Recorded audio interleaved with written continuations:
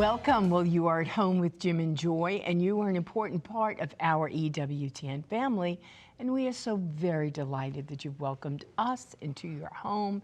You know, we would love to hear from you, so send us an email with a question or a comment to jimandjoy@EWTN.com and check us out on Facebook. Now today, we're going to do something a little different on At Home. We're going to have a very special guest joining us in the studio live today, right here. Daniel Godinez is the host to EWTN's first in-house produced video podcast, and it's called Lost and Found, which you can find on EWTN Plus and on the EWTN YouTube channel. Daniel is what he refers to as a former degenerate who, after years of chasing false dreams and being lost, had an encounter with God when he was at his lowest. And many years later, he is now married with to a beautiful wife and has a daughter, and he got to celebrate a beautiful Father's Day yesterday. And he and his family serve the Lord by sharing their testimonies of God's love and mercy for us all. Lost and Found, the video podcast, which Daniel hosts, shares powerful personal stories of spiritual transformation, featuring honest, casual, and deeply human conversations with guests about their journey of faith, particularly in moments of loss and grief and darkness. Now, Daniel's going to be joining us to share about the show and his testimony on how he went from a degenerate to a podcast host. You can watch Lost and Found at EWTN.com or at youtube.com/@EWTN. And he's here to give glory to God, because you know what? We were all lost and we've all been found. And you may have been a lifelong Catholic, but every single day we need to choose Jesus and die to ourselves and live for Christ and have the light of Christ come in to our darkness wherever we find ourselves, and believe that God is going to change your life and make a difference. You are never hopeless, never. God is with you on the journey no matter where you find yourself. Just ask him to come and break into your darkness, and he will. Jesus said, I didn't come for the well, I came for the sick. And so, as Joy said, no matter where you are, how far away, all that you knew, you were on fire for the Lord, you're not anymore, or you're concerned for your son, for your daughter, for yourself, you are not so far away that God cannot reach you. He came for people just like you. Christ is attracted to your weaknesses. It's going to be a great show. We'll be right back. Plenty more to come. Please don't go away. Good job.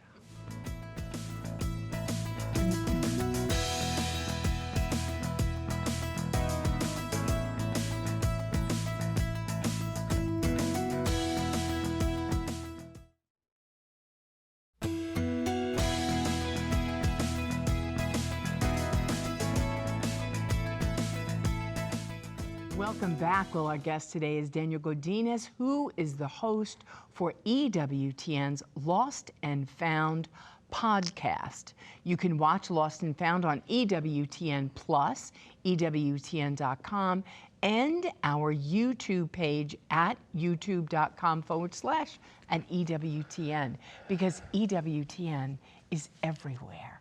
So, Daniel, we are so excited to have you on our live show today. This is like way alive. It's like a fresh new podcast way. This is crazy. We want you to tell our family a little bit about your story. You heard the introduction that we gave, which I thought was par excellence. So we introduced you to the EWTN family through the lens of At Home with Jim and Joy. Tell us your story. No, and thank you so much for having me. I'm so excited because this is weird. I feel like I'm at home with Jim and Joy. But then it's just, but it's crazy. It's just crazy. So I want to say, is there a camera here where I can just give a shout out to my mom, who's maybe watching? Thanks, Mom. And she's not watching, I'm kidding. And I'll tell you why, because, you know, the story of my story with God is one of those stories of just someone that didn't do anything to deserve everything that he's gotten and that God has given us. And right from the start, right from the get-go of in my mother's womb, this is where this story, this crazy roller coaster ride starts, to the point of like the fact that I'm sitting here with the one and only Jim and Joy. You know, when my parents back in '85, they were living in San Diego, California, but both of my parents are Mexican. They lived in a border town. They were ready to pack up their things and get back to Mexico, and say, well, we're going to start our own business and whatnot. So in '85, they decided to pack up their things and drive back to my dad's hometown, which is León, Guanajuato. Anyone that's watching from León, you know, kudos to you. So right in the middle of a night, they were driving and they got into a fatal car crash. And most of the people in the car lost their lives. My mom was in there, and my mom survived the crash, and two of my brothers survived the crash. But my mom's mother-in-law, my dad's mom, and one of her brothers and one of her cousins who were driving the car, everyone lost their lives. So I remember my mom telling the story of saying, I stepped out of the car and I heard a baby cry, and the truck driver, it was a trailer, they crashed into a semi. He was sleeping on the side of the road, so he comes around the truck and sees the entire scene. Wow. Sees that my mom's crawling out of the car and tells him, you know, there's a baby crying in the car. I think it's my daughter. So they go in and they pull the daughter, who was 5 years old at the time, my sister, but she's gone. Mother is gone, her mother's gone, her mother-in-law is gone, and both families suffered tremendously, not because of only the loss of the 5-year-old daughter, but because of both moms for both sides of the family. So both families were, it was just chaotic. And my dad started to suggest to my mom that maybe she would wake up in the middle of the night, you know, she would drink tequila, she would drink all kinds of Mexican alcohol, rubbing alcohol, all kinds of, so that she would be able to sleep at night. She had the scene in her head, and my dad couldn't deal with it either. So, and they weren't practicing Catholics. They weren't even married through the church. So then, at one point, they go to the doctor, and the doctor says, well, you know, I highly recommend that if, you know, since she's taking all this stuff, she can't take a lot of medication, or else she's gonna just not wake up one of these days. So he says, well, maybe if you guys are interested in like growing your family or getting pregnant again, maybe that baby will bring joy and peace and stability to your family again. And they got pregnant in March 19, 1986. I was born with that sole purpose of just bringing joy and peace to my family. And you know, and I've always felt that. I've always felt that's part of like my character of who I am, that I don't know why I like it when I see, especially my parents, have a good time. Even if I'm just being ridiculous, or I'm just making a fool out of myself, or saying just random things like I am right now. I love seeing a smile on my dad and on my mom, making sure they're having a good time. So I was born, and then that's where all the chaos started, actually, because both family, my parents healed a little. And obviously both brothers were older and whatnot, and that's where this story starts. And it takes us back into, if I fast forward, because we have limited time, this is not a podcast of 3 hours, you know, so I'll fast forward to when I'm 13 years old. My parents had recently had a baby. He was just turned 1 year old, my little brother, so it was 4 of us.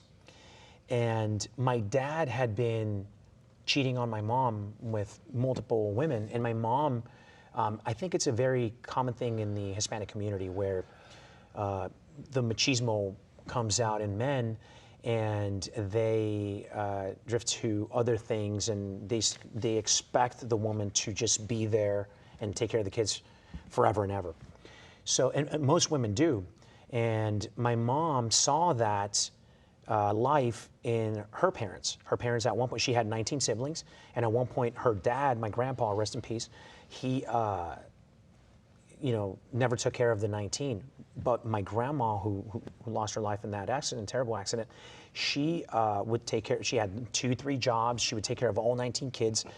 So she didn't want to be that in that situation. So she saw that my dad was cheating on her. So she decided one day, we were living in San Diego, California, but we were living in Tijuana, Mexico. That's where my mom's from. And then we would cross the border every day to go to school. My dad would drop us off at the school bus stop, like around, he would work in construction, so he would drop us off like around 5 a.m. And the school would come in like around 7:30 to go pick us up. So we were just sleep on the sidewalk and stuff like that, my brothers and I. So then I remember we got back from school. It was like a Friday afternoon, Friday evening, and we got to Tijuana, and my mom was gone. And the only person in the house was just this 1-year-old baby who was just, playing with toys in one of those little playpens. And my dad immediately knew that my mom had left. So he ran into the house. I think he grabbed a gun. One of my older brothers kind of just stopped him or whatever. I don't know what he wanted to do, but it was crazy. So then my dad kind of got us all together, all 4 of us. The baby, I was carrying the baby. I was 13. My older brother was 19 at the time. The other one was 17. And he says something that these words, I have tattoos on my skin, but these words of my dad tattooed the deepest thing in me. It was just in there. It was a part of who I became. My dad said, "Don't worry. She's gone now, and we don't need her. We're men. We don't need women." And I don't know. It's just like a switch started in my life. And after the age of 13, everything I can think of is, I wanted to not only place a smile on my dad. I wanted him to be happy, but also I felt bad for the guy. And I want him to be happy. He was my hero because he stayed. But I also wanted to be like him because we didn't need them, and I never thought that a woman could ever be, loving and love me for who I really was, because my mom didn't. Why would anyone else do? So then I decided fast forward to when I turned. And stop me if you wanna interject. But if I'm talking too much, let me know. You've got about 4 minutes. I got about 4 minutes. So to tell the whole story, or are we talking? Yeah. Okay, perfect. So then fast forward to when I turned 16. I graduated high school. My dad did so many things to make sure that both my older brothers, became professional soccer players, but they didn't want to. And they were talented enough, but they didn't want to, so they decided to just start their own families and stuff, and have kids and whatnot. So then my dad was just depressed, and because none of his 2 most talented kids wanted to live out his dream. So then I decided to do it for him. So then he didn't support me. I just left to Mexico, and I decided to start knocking on doors for different clubs and whatnot. And I was living in León, Guanajuato, Mexico, which is right down the smack of the center of the República Mexicana in Mexico. And they didn't take me, so I thought they were just gonna take me, and they didn't take me. So then I started living on the streets for like about 2 months before the next tryout phase. And I remember my dad calling me and saying like, "Hey, how are you doing out there?" I'm like, "I'm doing great. I'm loving it." Even though I wasn't, I was eating out of like trash cans and stuff like that. I would just see people, out in the park drop off their slice of pizza or half pizza or whatever. Till this day, I love, the other people's, the bread, the bread of the pizza. The crust. The crust, there you go, the crust. My wife gives them to me because she knows I love them, but I think I picked it up from there, from that stage in my life. But, I want to live out this dream for my father. And I figured out every single time I would leave work, I got a job, and I would leave the company I was working making shoes. So I would put the sole of the shoe, the tennis shoe. I remember they used to lend me a bicycle so I can go practice soccer. So I would leave and I would drive bicycle my way in through a community that had an open Catholic church. It was open. So I would just walk in and I would sit, till this day is my favorite seats, all the way to the back. And I would sit and kneel in the back and I wouldn't say anything. I would just be there and just be like, maybe there's God in here. I don't know. My life sucks. I don't know why I'm not happy. I decided to come back home when they gave us finally they took me and the team. They decided to give us a break. Come back home, I see my dad, not doing so well health-wise. No one was really taking care of him. My brothers knew that my dad had cheated on my mom, so they kind of just grew apart from my dad. So my dad needed some help. My little brother was too young. He was still a little kid. So I decided to stop chasing that dream that I figured out it wasn't mine, it was my dad's. And I decided to take care of my dad. I wanted to be more like him. And I started to live out this degenerate lifestyle of dating multiple women and not caring for their bodies or for Tell their... us about the intervention of God, quickly. That leads me into a moment of my life where the deepest and probably the darkest I've ever been. And God reached in there because I was celebrating my 26th birthday in Las Vegas. And there's a saying, I think it was St. Augustine, one of the saints says, en español dice, donde abunda el pecado, sobreabunda la gracia de Dios. Where sin is abundant, grace abounds. Grace abounds. That's how you say it in English. Grace abounds. So that's the story where I was in Vegas celebrating my 26th birthday. There was drugs, there was alcohol, there was all kinds of stuff. There was people I didn't know. It was an entire weekend. It was a plan for an entire weekend. It was in the middle of the night. I woke up like around 4 a.m. I can tell it was 4 a.m. because it was orange outside, but still dark. And I walked out to the balcony, and everyone was on the floor, and I wasn't feeling well physically. And just spiritually, emotionally, I was just in a dark place where I walked out to the balcony, and for a second I thought about it. My life is worthless. My dad doesn't even know I'm here. It's my birthday. No one's calling me. My mom's not nowhere to be found. I haven't seen her in years. My brothers don't care about me. No one really cares about me. If something happens to me now, no one's going to know. So I thought about it, and in that moment, I remember going to a gas station and one guy telling me a Bible verse that I was like, what is this? And it was just this one thing. His words were, if there's a mother that can forget the son of his womb, the kid of his womb, the baby in his womb, I will never forget it. Right. We're going to stop right there. We have to stop right there. We're going to have to. This has been one of the most powerful interviews and most painful, what you're sharing, and disturbing because we don't have more time.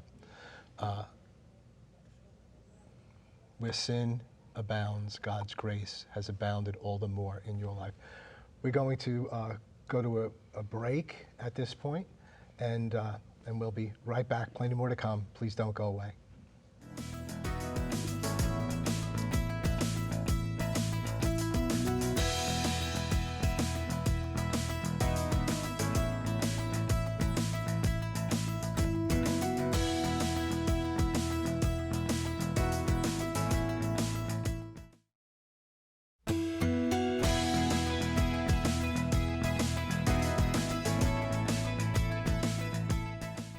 Welcome back. Well, we're going to go right now to Joan Lewis to hear the latest report on the current events at the Vatican, and then we're going to tell you how to get in touch with Daniel. Joan, what do you have for us?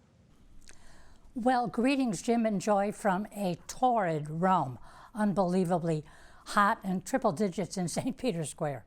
In any event, a big weekend for the Holy Father. He's at the World Food Program as we speak, but on Saturday he made a pastoral trip to northern Italy. He began in the town of Pavia with a mid-afternoon visit to the Basilica of St. Peter in the Golden Sky. Now, this is a church which, since the 8th century, has held the remains of St. Augustine. Now, as you know, Pope Leo XIV is a priest of the Order of St. Augustine, and he's visited the remains of the saint many, many times as a friar, and then, of course, when he led the order. Now, the Holy Father venerated the remains, and then he addressed all those present in the Basilica. And above all, he was talking about the issues facing the churches in Pavia. And he said, he stressed the importance of bringing everything back to the center, and of course he said the center is Christ. And he said, without this cornerstone, Christ the cornerstone, our actions risk becoming scattered and focused only on ourselves and our own efforts. And in fact, then he pointed to St. Augustine. He noted that this 4th century North African saint shines with precious light.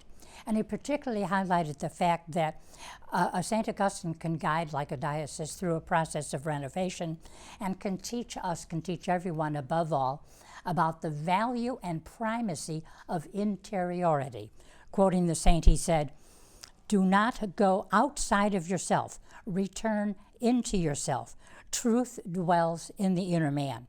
And the Pope stressed there is a universal need today for this very thing, for us to turn inward to avoid losing ourselves. And then, interestingly enough, in late afternoon, the Holy Father took a helicopter to the town of Sant'Angelo Lodigiano. This is a little bit south of Milan, and it's the birthplace of St. Francis Xavier Cabrini. Now, he paid tribute to this very celebrated missionary saint, and he said that her life and her legacy were so much needed in a world today challenged by the huge problem of migration. And interestingly enough, it was Leo's predecessor, Pope Leo XIII, who, when Francesca Cabrini wanted to bring the missionary Sisters of the Sacred Heart to Jesus, she wanted to evangelize in China. But Leo XIII told her, he said, go west, do not go east. And so she listened to the Pope, and Leo XIV said that her response, going west instead of east, was an example of reading the signs of the times. And he said she accepted this mission because she knew that the Pope was right. It was not where she wanted to go, but where there was the greatest need.